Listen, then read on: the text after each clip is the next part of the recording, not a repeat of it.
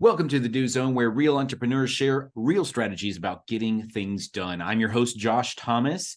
Tag me at JT Literally and show me what you do in the Do Zone. Each week, I will pick the best post to feature across all my social networks. This podcast is brought to you by Factor One. If you're a six-figure entrepreneur who's looking to hit 7 this year, there are 3 key shifts you need to make right now in order for it to be possible. Go to iamfactor1.com now, and I'll show you exactly what those 3 key shifts are and how you can get them set up for your business in less than 6 minutes. Once again, that's iamfactor1.com. Today's guest is Allison. Oh, man. I did not ask how to pronounce this. How do you pronounce Legendre. It's all good. Oh, I would have totally butchered that. Okay. Sorry, I should have warned you. Yeah, I was just like, do my things. Yeah, normally I ask. Right. I'll cut that part out. Okay. Well, it's all good. Today's guest is Allison Legendre. Allison is a violinist turned entrepreneur who, after exiting her music agency, has recently turned her attention to helping musicians do more of the work they love at musicwork.com. Allison, welcome to the Do Zone. Tell us something you believe is the key to getting stuff done that most people wouldn't think of. Thanks for having me here, Josh. So I would say the key to getting things done that most people wouldn't think of is probably elimination. So when I look at the things I feel I need to do, the first question I ask myself is, what can I eliminate on that list? Is it truly necessary? So that's one dynamic. Another is just the environment you work in. I think having an environment that's simple, this is both on your schedule as well as, your desk setup. All of these things really play into the weight that's in your mind and how much clarity you have when you're getting things done. So the more you can eliminate, the more you can focus is probably the best tip that I've come across. Elimination. Get it off your desk. Get it out of here. Right. And what that does is it makes your brain less crowded. It gives you less decisions to make. Mm-hmm. And that's something that I've actually... It's weird how we tune in to certain messages from time to time. And the thing that I'm hearing lately is about getting things away from you so that you can just focus on simple automation tools. So could you expand upon that a little bit? What does eliminating the noise do for you that allows you to focus? Yeah. So when it comes to the tech world, I think it's the hardest part. I think when you're eliminating the noise just in your environment, in your house, you have a lot more control over that. So I try to be quite intentional when it comes to the tech world and what I'm allowing in. So basically, to get a little technical, I'll just share what I've found to be a good system for me. And I know everyone has their own system, but just time blocking things out in Google Calendar and just like having that as the, very minimal bookmarks that I have. And I just open that bookmark and I connect it to my Trello board so that I have my tasks synced to Trello through this add-on or power up called, I think it's Chronify or something like that. So it's basically just keeps everything in one place. And I just know the place I need to go to get things done is essentially how I think about it. Yeah, it makes a lot of sense. And the other thing that has stood out to me about elimination is our brains are not wired, contrary to popular belief, our brains are not wired for multitasking, for instance. It actually leads to anxiety and could potentially lead to brain damage, some science has shown. But when you eliminate complexity, it allows you to get really good at the thing that's in front of you. A lot of times, if we're not performing at a high level, it's not because we can't do it. It's because we have too many other things we're trying to do at the same time. And I'm curious if you can expand upon this, because I know that you're a musician. You may or may not know this, but I actually have a degree in music. I was a musician as well. No way. Very cool. And so our brains are probably wired in the same way. And so could you make a reference or an application to how focusing in on just one thing as a musician helped you perform at a higher level? Absolutely. So this is everything when it comes to learning an instrument. So my primary instrument is playing violin, and it's you have to think about things in layers as you're learning anything new. And if you can just isolate like that one movement that you need to work on, like say it's a super tricky piece that you're working on and there's this jump that makes no sense, like the more you can chunk it down and break it down, like, okay, my elbow needs to move from here to here this quickly. And you just practice that one thing over and over again until you get that one thing. Then you add the dynamic of adding in the notes now, and then you add in, the rhythm, and you just layer things up until you can piece it together. And I think that analogy is so useful for everything. Like if something is overwhelming, how do you chunk it down into the most simple thing that you can address and then take it from there? I'll never forget. I am eternally grateful to my mother and my aunt, because when I was in 6th grade, my mom couldn't afford a saxophone, which is what I wanted to play. But she could afford $10 for a pair of drumsticks. And so I had my drumsticks and I had my little practice pad, which was like, so she's like $20 into this thing. She's like, all right, if he gets bored and quits, then, whatever. And so I'm sitting there and we had a test coming up, and there was like this certain kind of rhythmic pattern that I had to do, and I couldn't do it. I just couldn't. I can't. Throwing my sticks. And I remember to this day, my mom and my aunt right there, like the pads on my bed, and it's just too hard. It's not possible. And I'm sitting there and you're like, no, you're gonna figure it out. Just do one thing at a time. Just get rid of all the complexity. Do one thing at a time. And I sat there and I figured it out. And I went back into the class. My band teacher's name was Larry Looney. I'm not making that up. Mr. Looney, rest in peace. Larry Looney said to me, and I played all of the patterns and everything, and he looked at me and he gave me a huge high five and he said, that's how it's done. And from there I was hooked, and I ended up creating an entire career in music because my mom helped me eliminate and isolate so that I could start focusing on one thing at a time. And so everything that you're saying makes so much sense.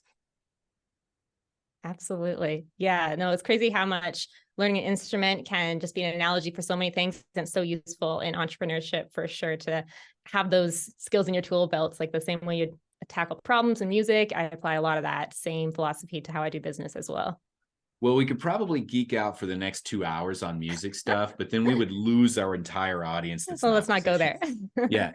And I would, maybe we'll have a special extra session about like geeking out over music stuff. Right. I think that's going to happen. But I want to talk about something that you mentioned earlier before we hit the record button, that you're kind of antisocial, but you're creating a community, and you're kind of an introvert, but you need to be a leader.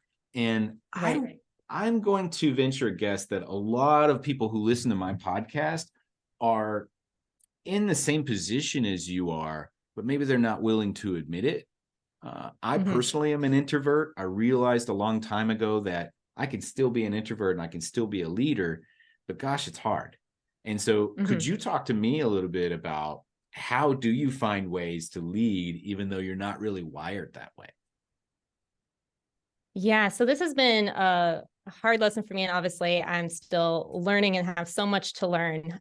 Basically, when it comes to how my business works, when it comes to the music agency side of things, I have people who are really good, who take care of a lot of the details.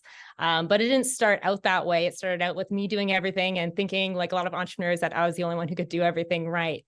But that was a belief that was really holding me back for a long time. So I realized that the more I got people involved, the more fun it became. But it had to be done the right way. It had to be done by setting the right expectations, and really what changed and made it go from not working to working was just realizing that I need to be making the people I work with, their lives as easy as possible. And that made me more comfortable in the position of leading, because I realized that my job is just to make everyone else's job as easy as possible. So how can I think about the systems? How can I think about serving them? How can I think about being as clear as possible? And when I thought about it that way and really started acting on it that way, everything changed, and they really loved being in the positions that I made for them. And that gave me a lot of satisfaction, seeing that they are, feeling fulfilled with something that I was able to help create for them. So that was satisfying itself. And it helped me become more comfortable, I'd say, in the position of leading when I think about it in that way. So kind of really building that structure and empowering other people is part of the key. Yeah, absolutely. Yeah.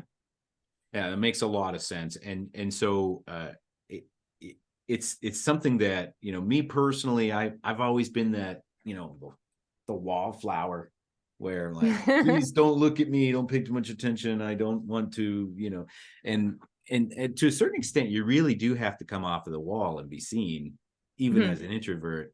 But there's Right. like a balance because Mhm. it's like it can get overwhelming quickly. And Mhm. since we're talking about the introvert thing, one thing that I think is worth sharing is because an introvert is not necessarily somebody who's shy. An Mhm. introvert is somebody who draws their energy from within. An Mhm. extrovert is someone who draws their energy from other people. And so if once we start understanding that difference, we realize it's not inhibiting me socially. It's just making me be more selective about how I spend my time. I only have this Mhm. limited tank of energy inside, and once it's exhausted, I'm done. That's an Mhm. introvert. Whereas an Right. extrovert has to go out and talk to other people and grab the energy from them, and that's why they seem more social. Mhm. Do you Yeah. have any kind of thoughts on that? Yeah, absolutely. I think that being selective and or intentional, I think is what you said, and that's a good way to put it with how you're spending your energy connecting with people. I've definitely been in places in my life where, it's not fun feeling stuck and not knowing what to do. And I realized that what I needed was beyond me. Like I couldn't figure things out myself, and it kind of forced me to seek answers and talk to people, but be intentional about it. And that's really the key is to be thinking about how you can use the limited energy you have in the way that's going to, help you be able to create the best that you can in this world. And at the same time, help other people by connecting with them and seeing how you can serve them. So, yeah, I think it's about using the limited resource wisely and using your energy to serve others and having that as your primary motivation. And that's really how business works and how things are going to come back to you if you keep that, in my experience, keep that forefront. Makes a lot of sense. And so tell us about your venture that you're working on now. Who is it for, and how can we connect with you? Absolutely. So the new venture is musicwork.com. So musicwork.com is about helping performance musicians do more of the work they love and less of the work they don't. So I'm helping musicians really elevate their brand so they can get the most, value for the work they're doing through their content and their branding, but also the systems, eliminating the wearisome tasks of a lot of the administrative tasks that bog a lot of musicians down. So that's what musicwork.com is. And right now, like I mentioned before, I exited, I still own it, but the music agency that I started, that's run by other people. I don't work in that day to day. So it's given me the freedom to start something new and use the expertise I've developed to serve others and connect with other people who are also doing well and just create a hive mind of knowledge for musicians who want to be able to bring their best into the world. So yeah, musicwork.com, we have a free community where we're just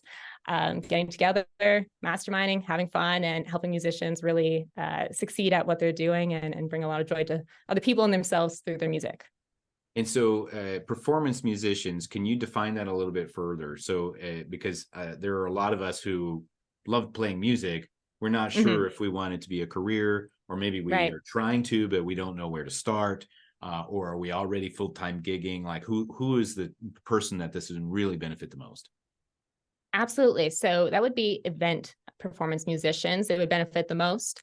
There are a lot of musicians who, when it comes to their performance career, they're really interested in doing original music and touring and things like that. And it is possible to have that lifestyle and also do events. But when you're doing events, it's usually you're in a local area. So for most people who are interested in doing event performance music, they're not interested in necessarily being the most famous musician in the world, but they are interested in serving people with their music and doing private events and local concerts and things like that. But private events is bread and butter, like where the money is usually going to be for most musicians who aren't top of Billboard charts. So that's what we primarily focus on.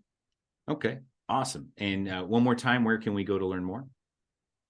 So you can check out musicwork.com if you're a musician and want to hang out. It's yeah, you can join the free community right on the page there and get to meet a lot of other great musicians and be inspired by what's possible in the industry.